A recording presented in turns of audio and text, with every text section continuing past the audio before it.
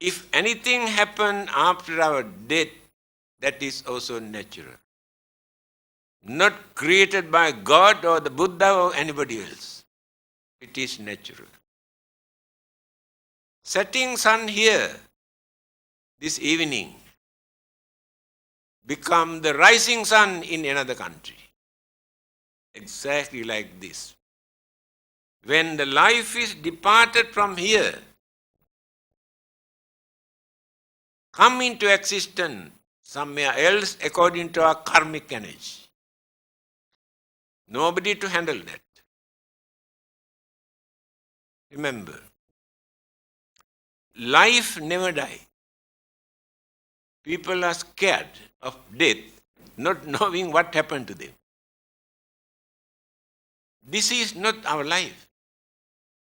This is the body, this is the house. Life is living in this house. This is the shelter to accommodate our life.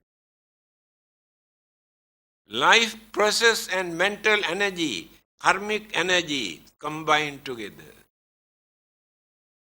Physical body support for that life to exist.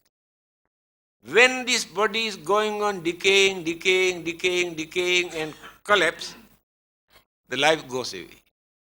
Cannot live anymore here. That is called death. I cannot understand why people are scared of death. That is not the end of our life. That is the beginning of our life. When your passport is expired, why are you scared to renew your passport?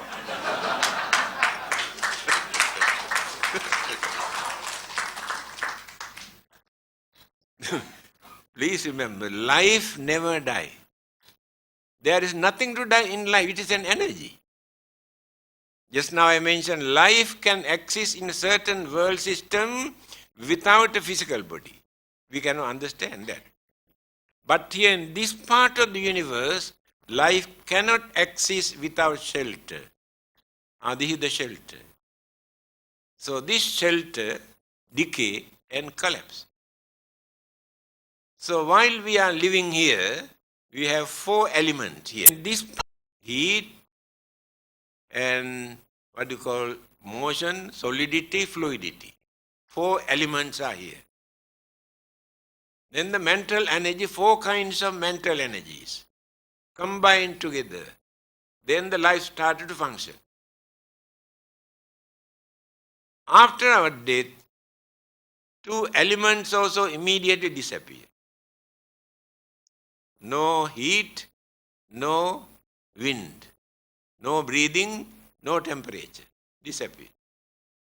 Now remains only 2 elements here. If keep this for some time, fluid also disappear. There remain only solidity, bones. When you bury this, say after 75 years, dig and see nothing, only earth. 4 elements absorb into the same element again. Then when the life formation started in the mother's womb, these elements, cosmic energies, all those things support, combine, work together to build up. That is life. By knowing this, it is our duty to prepare while we are living here. If we depart from here without carrying anything in our hand for us to maintain our life, then the life becomes very miserable. Here in this part of the world, actually we are very fortunate because there is a saying of the Buddha in Mangala Sutra, Patirupa desa vasocha pubbecha kata punyata. those who have done some meritorious deeds during their previous birth, they get the chance to be born in certain countries, certain places where they can maintain their life without facing so many troubles and problems and calamities and violence and disturbances. How fortunate we are.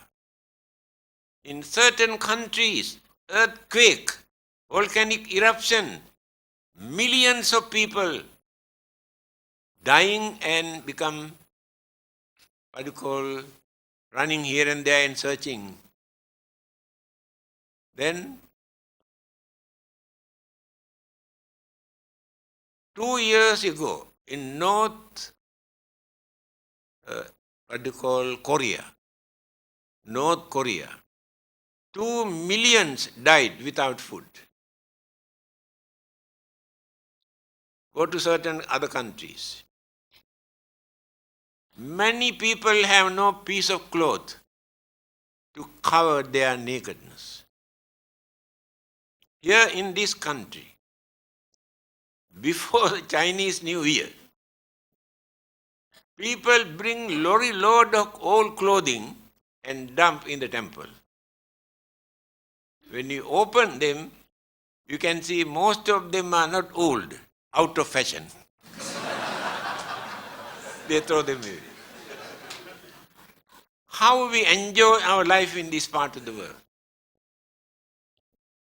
Then India. The temperature in certain areas 60 degrees. Can you imagine? Here when you come to 34, we grumble, cannot tolerate. 34. 60 degrees. 1,500 died last few weeks. Heat. And the winter, again, how many died during the winter? They cannot tolerate.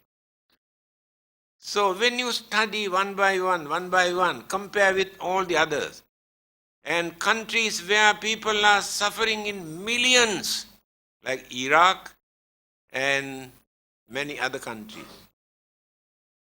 Violence, bloodshed, now still no food, no water, no light, no house, no job, nothing.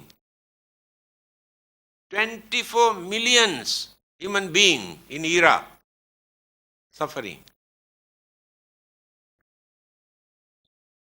Compare our way of life, how fortunate we are. That is why the Buddha says, those who have done some meritorious deeds in their life, they get the chance to be born in certain countries where they can lead their lives peacefully. Only religion can tell us this. Scientists do not know anything about this. Religion can do many things which scientists cannot do. This is the most important thing. As human beings, we need a religion because we can understand the nature of our life. We can mold, we can prepare for the next existence. After that, again, we can start from there, but continuity is there. When you develop your knowledge, understanding, and the virtues and principles and morals, this will become your habit, your nature. After death, all these good qualities continue. Mental energy and life process are absorbed into this. Therefore, it is not actually new life. Next one. Only elements and cosmic energies come and combine. But all the ingredients we have taken from here. Mental energy, life process, we carry from here. The Buddha has mentioned this. Viññānaṁ mātukuchismiṁ okkamati. When this one is rotten, our consciousness depart from here. In that consciousness, we have avidya, trusna, karma, upadana, bhava. Craving and what you call ignorance and karmic energy and attachment, karma formation, all are in our consciousness. We do not know that. We think only mental energy. That is why this can transmit, this one depart from here, will be landed in a place according to our karmic energy.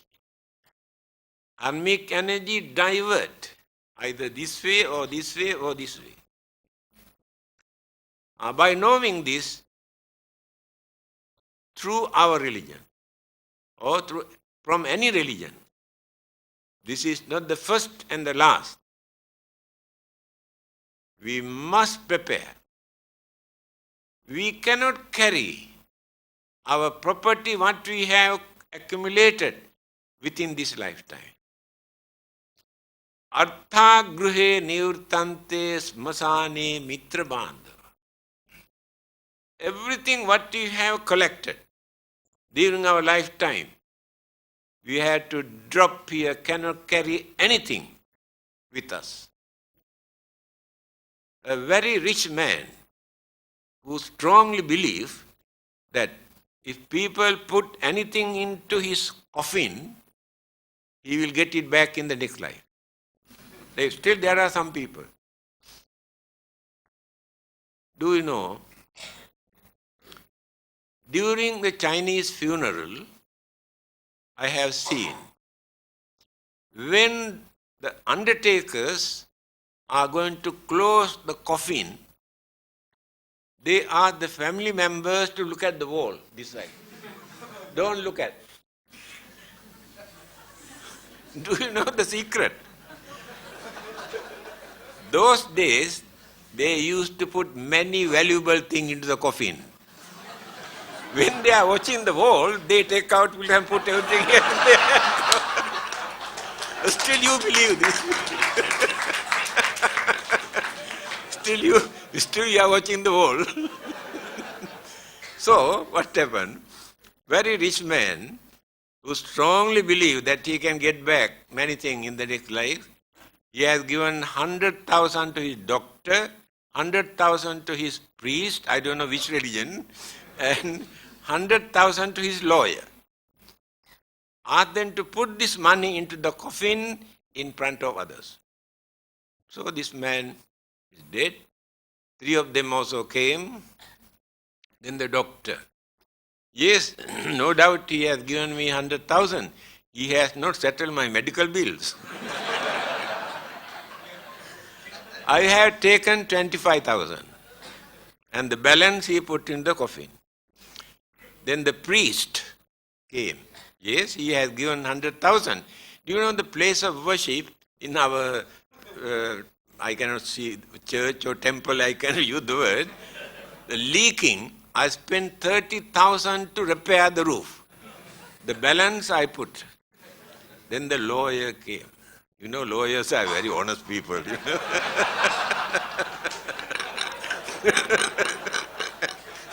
They never bluff me.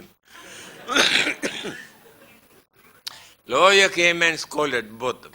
You have disappointed this poor man. Don't worry. I am going to replace what they have spent. And my 100,000 and what they have spent, he issued account pay cash check.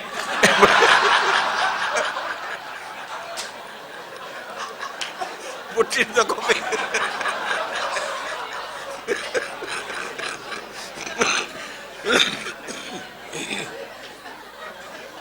And same thing will happen to you also if you believe that you get something hereafter, anything put into the coffin. You know, Chinese are very clever people. They are the only people who could manage to open a bank in the hell.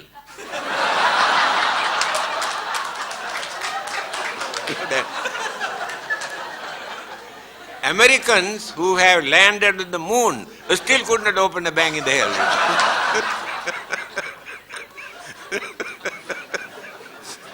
So,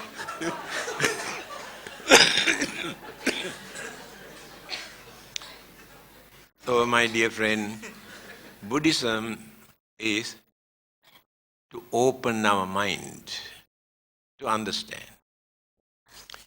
Why Chinese wanted to learn Buddhism?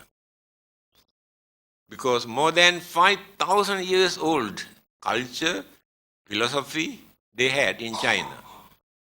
Ancient culture, human culture on this earth. During Confucius period, that is only 80 years after the Buddha, Confucius lived. And Lao Tzu 30 years after the Buddha. So they approached Confucius and asked,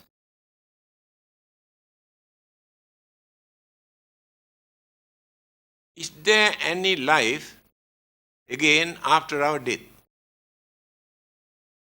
Confucius said, still we have not learned what this life is.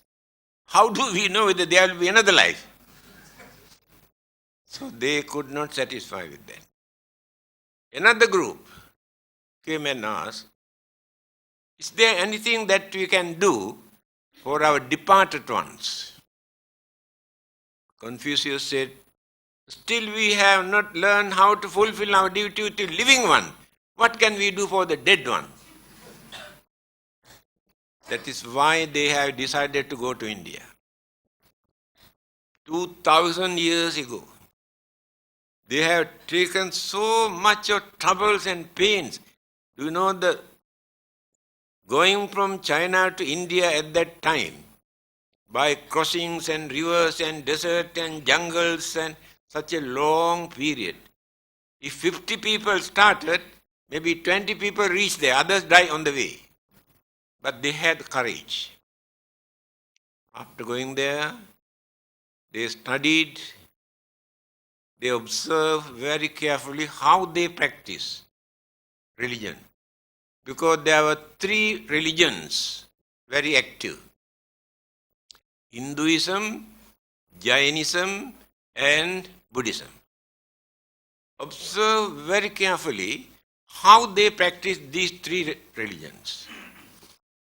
Then they noticed to practice Hinduism or Jainism, they must follow Indian tradition, Indian custom, Indian way of life. Otherwise they cannot practice.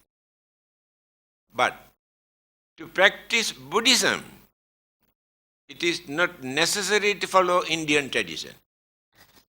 That means Chinese knew it is not necessary for Chinese to become Indians to practice Buddhism. They learned only Buddhism, gone back and introduced without any difficulty in China. Chinese culture and Buddhism combined together. No difficulty. But other religions, no one can practice in this way. Now if you become the follower of another religion tomorrow, there are many things you have to give up. They say cannot. According to our religion, you cannot eat this, you cannot go there, you cannot do this. But if others come and join into Buddhism, there is nothing to change. If they are not doing any wicked and cruel and immoral things, nothing else for them to change. That means the Buddha has given due credit to culture and tradition. He mentioned in one of his discourses, Kalama Sutra, he said, if your culture and traditions are meaningful, significant, don't think these are age-old tradition.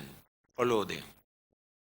If they are meaningless, useless, don't follow them thinking this is our own tradition. This is the advice given by the Buddha. So Chinese, let us take Malaysia. Up to 14th century, here, Malaya, only 2 religions, Buddhism and Hinduism. When the chief of Malacca I heard he was a Hindu, embraced Islam. After that, the whole country become a Muslim country. Even the name of Buddhism completely disappeared from this country. Nearly 500 or 600 years. Then Chinese started to migrate 19th century, 20th century and settle down here. They are the ones who have started Buddhist way of life in Malaya. After that, of course, they followed only Chinese tradition, Chinese culture, Chinese way of life to practice Buddhism. Then Sri Lanka, Thailand, Burma, they also come and join with them, then modified. The Buddhism that we are practicing in this country today, mixture of Chinese, Sri Lankan, Thai and Burmese. Today 19% the population follow this religion. Second major religion in this country. So,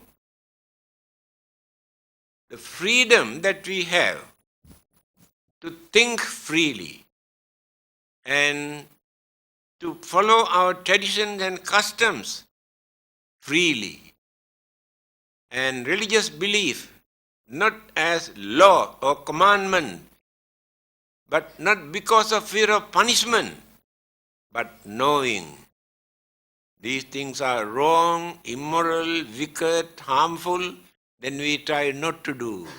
We try our best not to do through our understanding. Again, certain things are very important to release other suffering. Suffering from sicknesses, old age, poverty and fear and worries. It is our duty to release them. It's our meritorious deed. Not simply by worshipping and praying. Meritorious deed. There was a well-known Hindu, Swami Vivekananda, well-known name all over the world. One day, when he visited a place, he saw a group of people in front of an image beating drums and blowing trumpet, burning incense and singing and singing. Then he came in, asked, what are you doing here? Then they told, we are praying and worshipping to this God for blessing. Then Vivekananda said, throw away all this rubbish. Do you think you can bluff God beating your drum and blowing your trumpet? Throw away all this rubbish. Go out. There are so many who need your service, who are having sicknesses, who are dying, who are starving, who have no shelter. Go and do something to release their suffering. Then you get the blessing from God, not by beating your drum. The Buddha also wanted to introduce this type of religious way of life. You can say you worship, you can say you pray, you can say you perform also rites. Buddha was not interested in all those things. If you try to be good, if you try to do good for the well-being of others, then you really respect the Buddha, you follow the Buddha, then you are real Buddhist. You are following real religious way of life.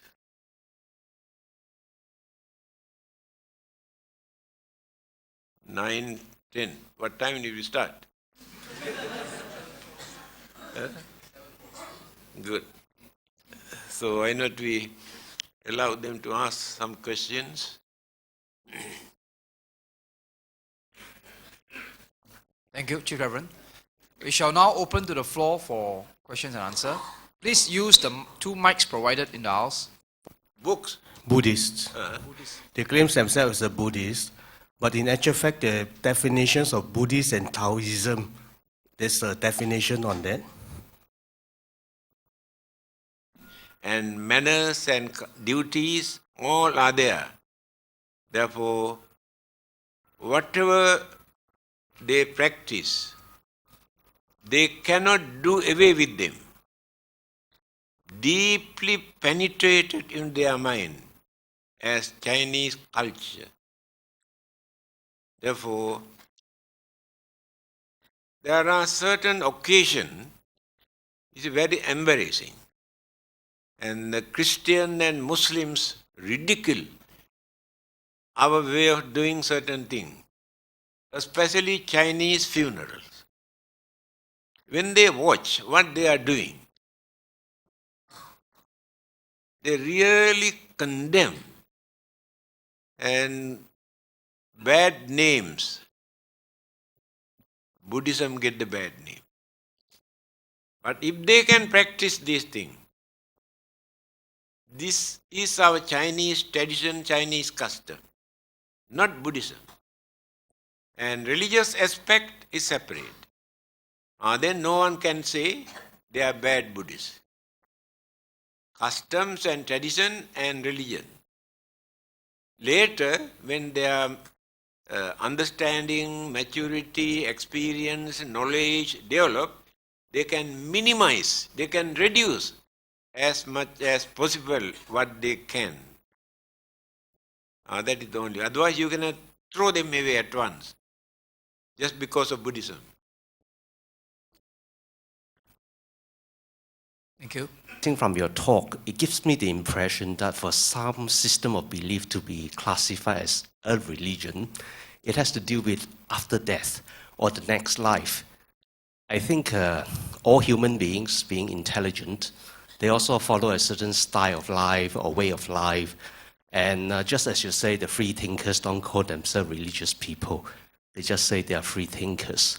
So for something to be labeled a religion, you probably will say it has to do with the issue of the next life or the afterlife. But even the extent of the human intelligence, as you said in your lecture, and the progress of science, nowadays we have this concept of cloning. One day, in your opinion, if we perfected cloning, do we really need the concept of God? Do we then really need a religion? Since by the technique of cloning, we don't die.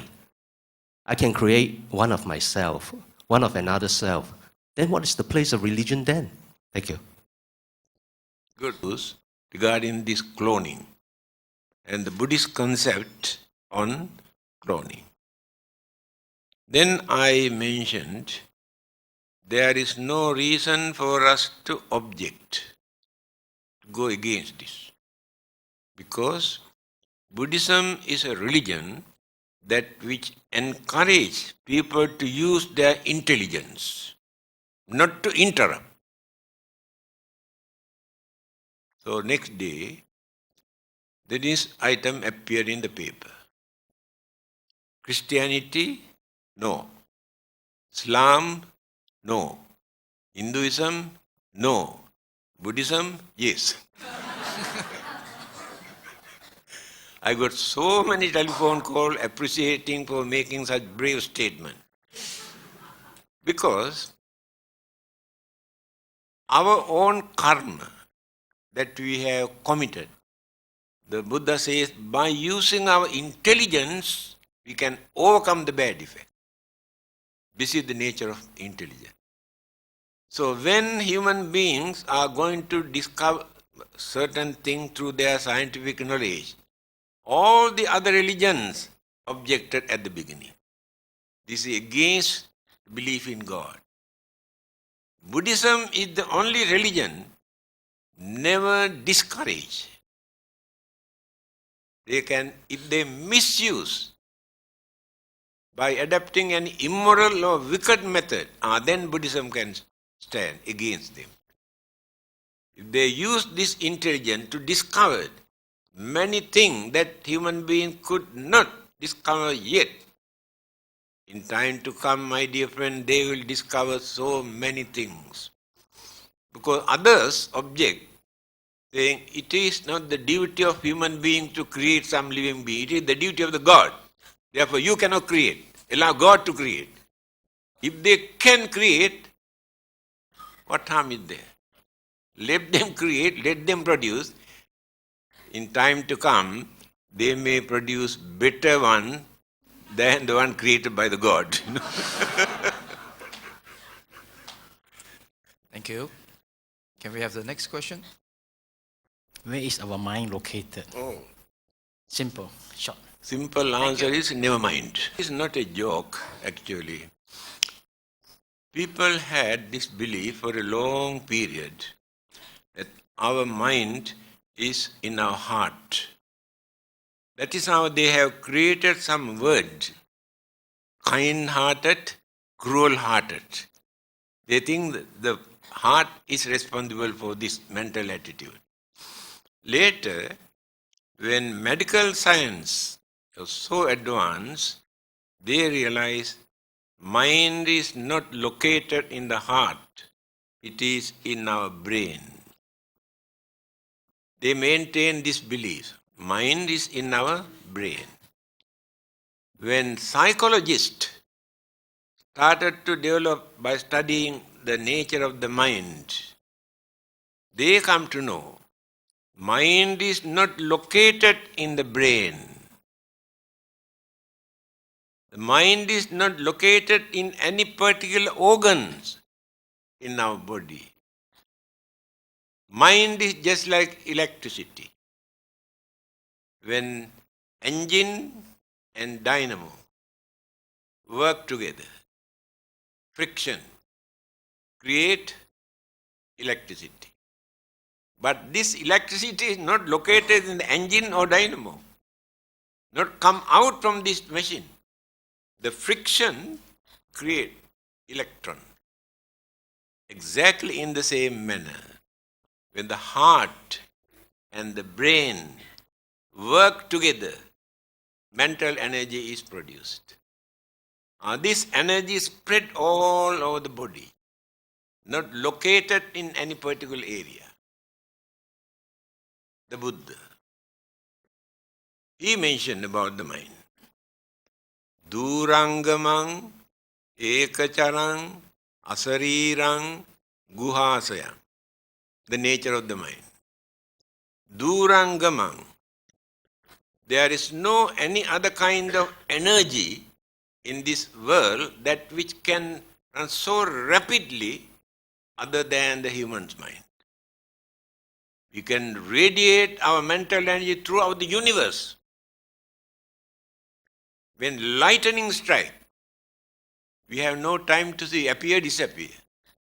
But the mental energy can run 1,000 times faster than lightning. That's why Buddha says, no any other kind of energy other than the human mind. Durangama. Ekacharang. The mind has no companion. Mind exists alone. Two minds never work together. Husband and wife married about 75 years ago. Still husband does not know the nature of the mind of the wife. Wife doesn't know the nature of the mind of the husband. This is the nature of the mind. No one can understand the nature of the mind. Ekacharang, work alone.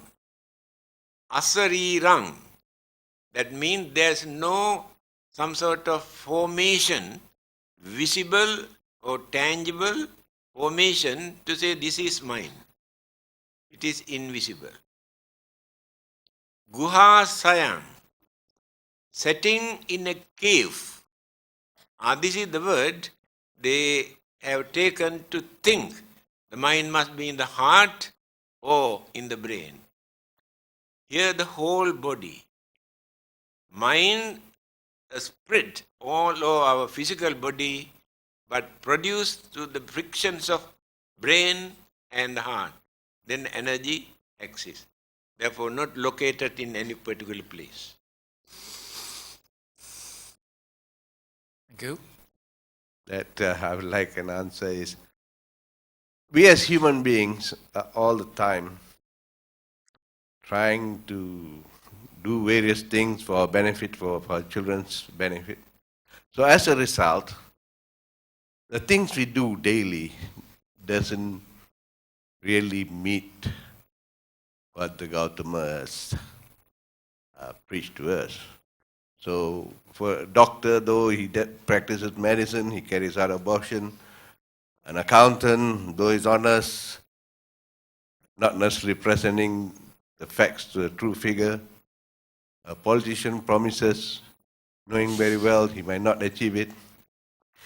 A shopkeeper sells goods which he knows are not the right goods. Where do we get ourselves to balance between what we are doing and what we should do so that we can regularize our life? To fix the mind, to create some sort of determination not to do this or to do this. Today we decide, but tomorrow we'll do it again. Changes take place. Environment, temptation, irritations change the mind. That is the uncertainty in our mind until we attain higher stage of sainthood. Below this level, while leading a worldly life, it is very, very difficult for us to maintain, to control this mind, to do only good things and not to do bad things. Most difficult thing. But try as much possible that you can to do certain things which are good, not to do certain things which are bad, by knowing, not as a law or commandment, through your understanding. Thank you. Is what should we do? We see so much of evil around us.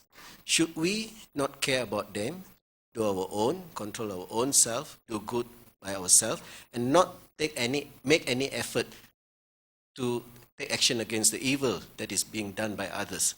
Should we mind our own business? Because as I see, the world is deteriorating rapidly because too many people are minding their own business. And the politicians have become moral masters. They decide what is right and wrong. What should Buddhists do in this case? Thank you. Rang sadhu viharidhiram. Try your best, as much as possible that you can, to guide others, to correct others within your capacity. If you think it is very difficult for you to do that,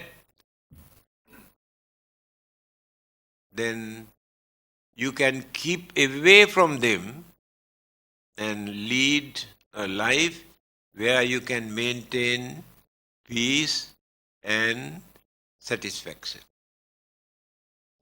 Understand? Try your best as much as possible. If you come to know they are not working, they are not ready to listen, don't bother. Without harming, without criticizing, without condemning, keep away from them and lead a lonely life, maintaining peace and satisfaction. Thank you. Is the mind, can it relax through meditation? Or can we avoid stress through meditation? Thank you. Meditation. Ayang bhikkhave maggo sattanang visuddhiya. In Satipatthana Sutra, way of mindfulness, the Buddha says, there is only one method in this world that we have to practice, sattanang visuddhiya, to maintain the purity in our mind. Soka paridvanang samatikkamaya, to reduce your worries and fear and suspicions in our mind. Dukkha domanassanang atthakkamaya, develop the mind to tolerate physical and mental pain and sufferings and disturbances. Nyayassa adhigamaya, for the attainment of sainthood.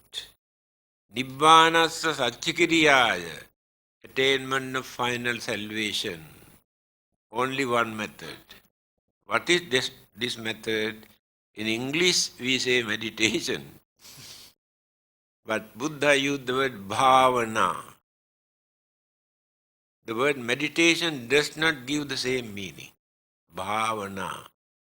Bhavana means development of the mind.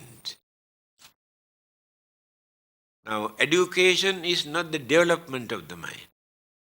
We learn so many things, but no development in the mind.